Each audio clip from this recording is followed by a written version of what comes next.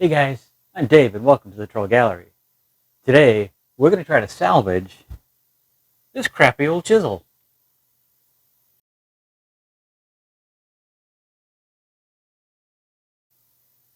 You've probably never noticed these little bits of weirdness behind my shoulder here.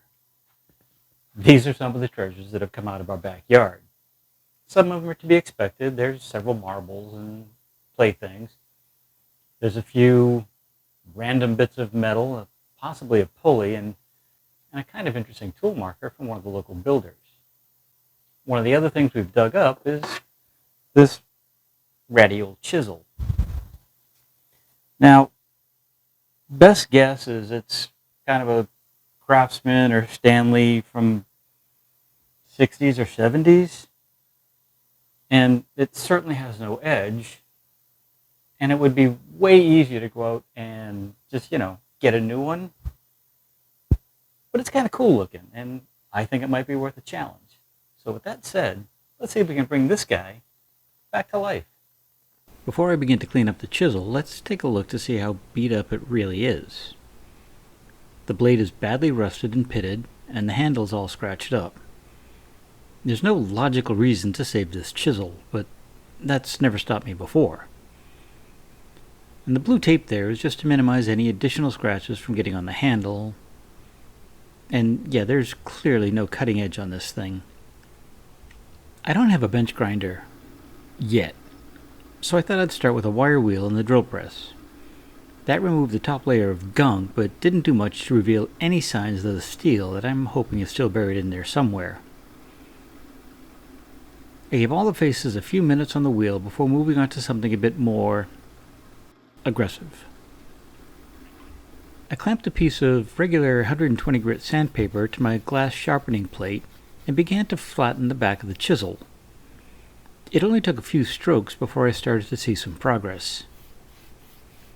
The pitting on the back seems pretty hopeless, but I kept working on it just to see what would happen. Once the back was as good as I could get it, I flipped the blade over and worked on the face of the chisel.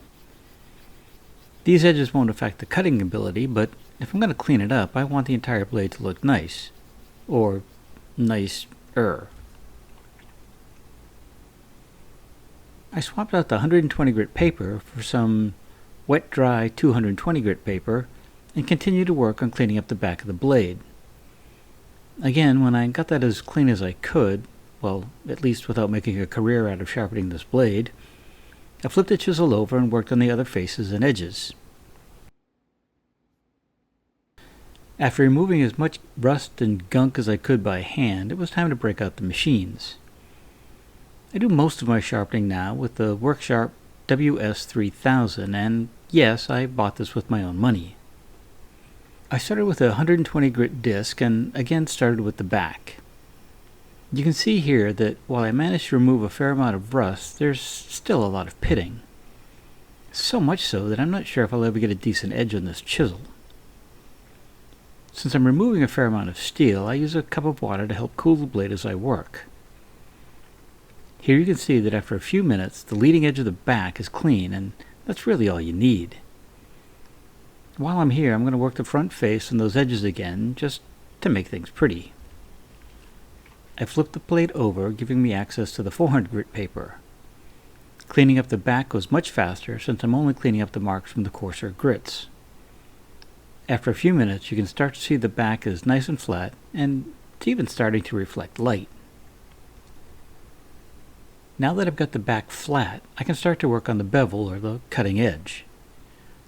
I set the angle to 25 degrees and move the fence so that the blade fits snugly in the jig. Now I can begin to clean up the bevel with that 120 grit disc. After a few passes, you can see that I've got some work to do, and the old angle was off by just a bit. A few more minutes of work and the bevel is nearly clean. Sadly, I have to work the entire face of the bevel to get that angle I'm after. A few more minutes and to the naked eye the edge looks clean. Sadly, the left corner has a chip, and there are multiple dings near the center of the blade. It's going to take a little more work to get a clean edge on this thing. Once I get the edge clean, I can flip that plate again, exposing the 400 grit disc to the jig. It just takes a few minutes to remove those scratches from the coarser grit paper. Now I can swap out my plate so that I could use the 1000 grit disc on the bevel. After just a few minutes, the bevel is looking great, and those 400 grit scratches are gone. Turning the plate over one more time gives me access to the 3600 grit paper. Again, this only took a few minutes to clean things up. The bevel is almost mirror smooth, and I'd also been working the back of the blade at these higher grits, and the lead edge of the blade is cleaner than I expected. The last step for the blade is to use the strop. I added a bit of compound before stropping the back, and then the bevel. Stropping cleans up the finest of marks, and you can literally see the fence, grass, and trees in my backyard reflecting off the blade. Okay, this part may seem ridiculous. Alright, this whole project is ridiculous. But since the blade looks so good, I just had to clean up the handle. I taped off the blade for safety, and then using wet dry paper I sanded the handle so it would be as nice as the blade. I worked my way through the grits of 200, 400, 600, and 1000 grit paper. I may have even buffed the handle afterwards with a Dremel tool and a buffing wheel. So it's pretty now, but will it work? Now I'll admit I'm not the greatest sharpener, but I grabbed a piece of maple and took a few swipes at it. It took some nice clean shavings both with and across the grain. Maybe not perfect curls, but it's a tool I can work with. I switched over to a piece of poplar, and that also cut nicely. I think I can justify moving this chisel to the tool bag that lives in my truck. The handle is fairly comfortable, the blade is sharp, and it's about 3 inches shorter than the one in there now.